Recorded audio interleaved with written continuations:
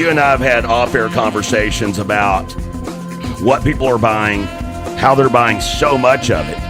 And my question to you from a business owner standpoint, how does that work in your business where you're dealing in some cases with perishable goods that, have short shelf lives, 8-day shelf lives, 20-day shelf lives, whatever. When you have this big influx of traffic that, one, you weren't prepared for, now you're prepared for, and that ebb and flow continues, how difficult is that? Like, how much strain does that put on the business itself? Well, it makes it very hard to pick which items to order and how much to order. You have to really manage pricing on that, because sometimes if your cost goes up so dramatically when the whole country buys one item. Yeah. And then now there's limited resource, so then all of a sudden you get $10 roll TP now. Yeah. We haven't gotten that high yet, but may not be in the distant future. If we even get toilet paper, we get like one case a truck, it feels like. It makes it hard to figure out. And then when's the market just going to fall off on that item, and then you might have a boatload stuck in the back that has no shelf life. Well, and I wanted to bring that up because I think from an educational standpoint, and maybe that's what I'm trying to do with some of this. I mean, I had Samuel Sanchez from Cherokee Communications on last week. I had Darren Grover on last Friday. Kind of got a slew of guests kind of piecemealed together this week. I think it's interesting to get a perspective on just different angles from this. And obviously, you have one of the more interesting angles of anyone because, one, you are an essential business, and unlike other businesses that, in some cases are having to shut their doors for a time being because they aren't essential businesses, to stores that are just struggling, I don't think people quite understand. They see the grocery stores, they see you guys busy. I don't think they quite understand or appreciate what you guys are going through. I mean, it's not just you. Pruitt's, Walmart. I mean, we're fortunate enough in this town to have 3 grocery stores, and we are fortunate enough in this town that Dollar General carries some food items. A lot of your surrounding rural communities have Dollar Generals. Like that. So there is at least that. At least we're not that remote. But I don't think people quite understand or maybe appreciate what I see you guys going through. I think a lot of it for us is learning, so many people ate out. You didn't realize how many people ate out. And now the food industry is having all the people buying groceries, and logistics just haven't caught up.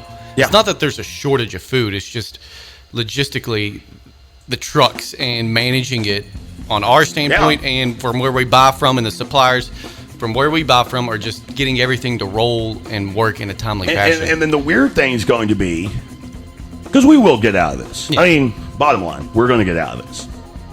But when we do get out of this, what's the blowback for the grocery store owner? Because you guys will inevitably have product, and people are going to be so tired of their wives cooking or their own cooking that they're going to speed out to all the restaurants that open up. Well, that's one thing we talk about, because this is like, we've had crazy busy days before, snowstorms, things like that, and you can see when the ice is melting. Yes. This you can't. No. And then you don't know, is there still going to be fear? How comfortable people are going to be going out?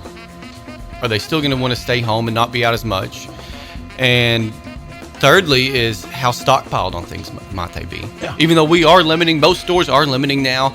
I've seen people post pictures, or I think TMZ posted about Costco, no returns on I'm not worried about putting something like that. If someone comes in and I deny their return of 10 boxes of toilet paper because they bought them from us back at the beginning, I think Facebook they'll hang them if they go to complain about us not taking back their toilet paper they bought from us and at this point, let's face it, TP is, as you said, it's almost currency. So if you're contemplating taking back any TP to Jordan, just wait, bring it to Mix 96.1, because I will say this, the one thing Bob does well is he counts the beans here. He's the bean counter, And the one thing that I am kind of disappointed that I'm employed here is I can't steal the toilet paper here. I might as well go down and see Mike Ridgway at Durant Lumber and just buy sandpaper if I'm going to do with what Bob has here at the studio. Just saying.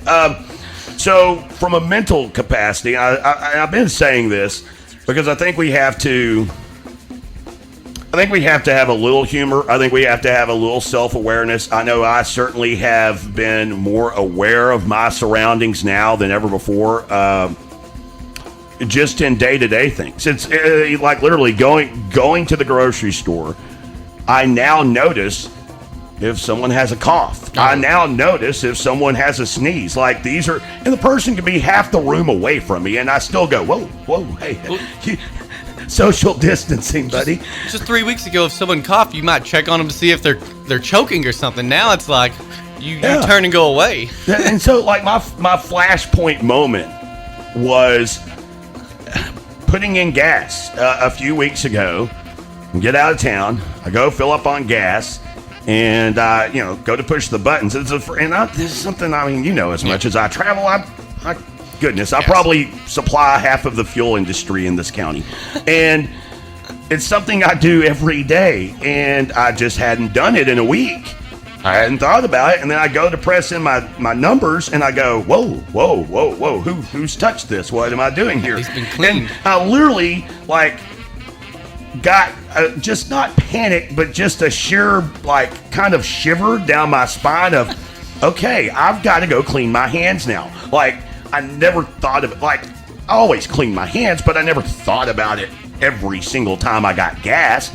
So for you, what's been that aha moment? What's been that moment that you've had where you've done something that is kind of out of character, something that you've done over 3 weeks that you go, now you look back and you go, one, that was kind of stupid, but I'm also kind of glad I did it?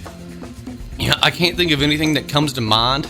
I think of it more in the grocery store, like trying to sack, sometimes your hands aren't moist enough to be able to get sacks to open. So you can't touch your face or do anything. So you're sitting there trying to rub a sack and get it open, and then it just tears off sacks. It doesn't open sacks. Or the gas pump thing, it really hit me when I bought a diesel truck about a year ago, because it feels like all the diesel pumps in town are just covered in diesel. Yeah. Like someone just pours diesel on them and then they just leave it. Because if you touch it without a glove anyway, your hand is going to be covered in diesel.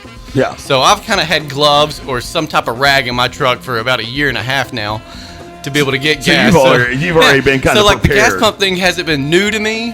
It hasn't really crossed my mind that, you know what, yeah, I need to wash my hands or throw away that glove or wash that towel, you know? Yeah, exactly. Again, talking with Jordan Sullivan. He is, of course, owner over at Green Spray Food Center. Jordan, hey, I know you've got a busy day. You got a busy week.